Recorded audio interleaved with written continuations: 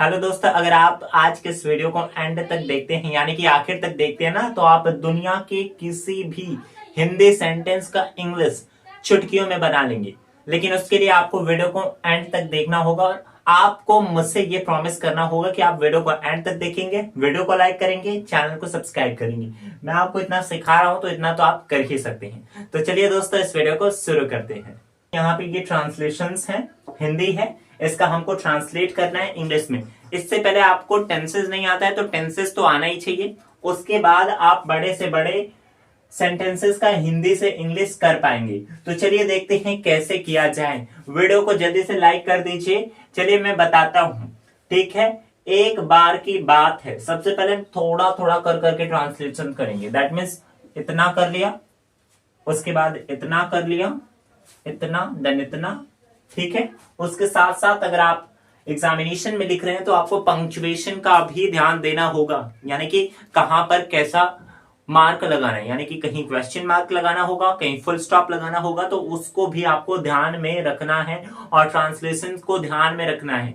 Simple, compound, complex सभी नियमों को ध्यान से करना है, प्रोनाउंस को ध्यान में रखना है, ठीक है। तभी ये ट्रांसलेशन सही होगा, वरना ये गलत हो जाएगा। चलिए देखते हैं। एक बार की बात है, एक बार, इसका क्या होता है English?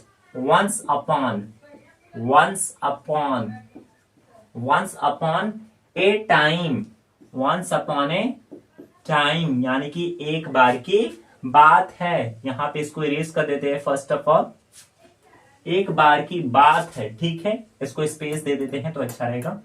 Once upon a time, उसके बाद आपको कॉमा लगाना है। वंस अपॉन ए टाइम, मैं और मेरी मम्मी, मैं को हम क्या बोलते हैं इंग्लिश में? आई, आई, आई। और को क्या बोलते हैं? And, I and. मेरी का क्या होगा? My, I and my. Mother, mummy को मदर बोलते हैं। Me, sorry, I and my mother बाजार गए, बाजार गए। I and my mother went to the market. क्या हो गया? I and my mother went to the market. Once upon a time, एक बार की बात है। I and my mother went to the market, एक बार की बात है, मैं और मेरी मम्मी बाजार गए। इतना हो गया ना? ये आपको समझ में आ रहा है ना? बहुत ही अच्छी बात है अगर आपको समझ में आ रहे हैं।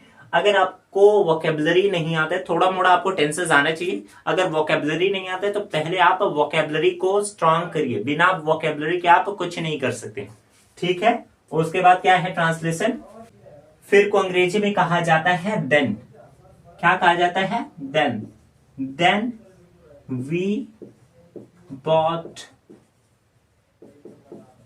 एप्पल, फिर हमने सेब खरीदा। अब आप लोग सोच रहे होंगे कि बाय मतलब खरीदना होता है, मैंने बॉट क्यों लगाया? तो मैं आपको बताना चाहता हूं। आपको पता होगा ये पास्ट इंडेफिनिट टेंस है और पास्ट इंडेफिनिट टेंस में वर्ब के सेकंड फॉर्म आती है अफर्मेटिव सेंटेंस के लिए, तो इसके लिए यहां पर बॉट हो जाएगा, याद रखिएगा। Then we bought apple. अगर ये प्लूरल होता तो यहां पर एस जुड़ जाता। क्या हो गया? Once upon a time I and my mother went to the market. Then we bought apple. फिर हमने सेब खरीदा। इसके बाद क्या है?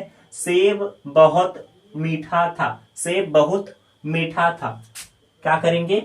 The apple,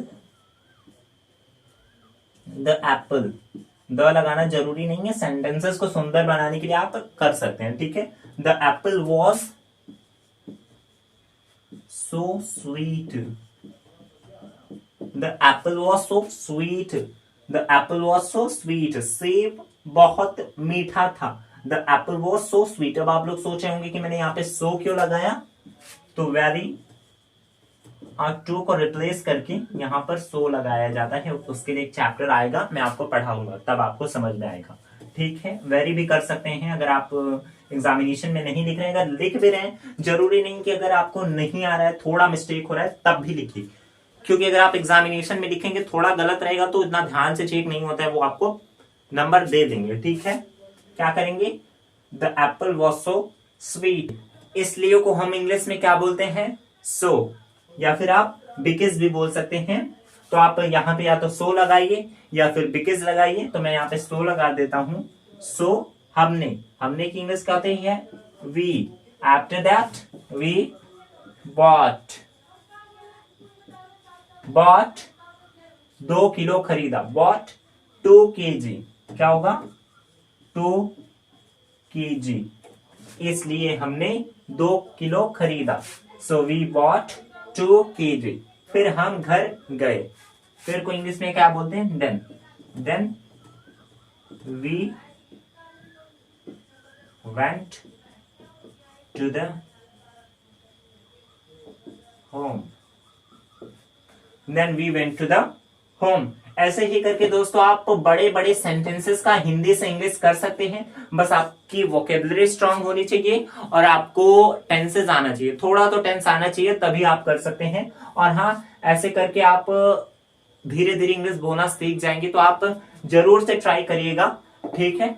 अगर आपके पास कोई हिंदी की बुक है ना, पोम होता है, स्टोरी होती है, उससे आप इंग्लिश में ट्रांसलेट करने की कोशिश करिए, जिससे आपका ट्रांसलेशन लेवल ऊपर जाएगा। क्योंकि ये जो ट्रांसलेशन होते हैं ना, ये इनिशियल लेवल्स के होते हैं। जितना आप प्रैक्टिस करेंगे उतना आपको आएगा। तो आई होप दोस्तों आपको ये वीडियो पसंद आया होगा। पसंद आया तो प्लीज वीडियो को लाइक करिए, चैनल को सब्सक्राइब करिए। थैंक यू दोस्तों।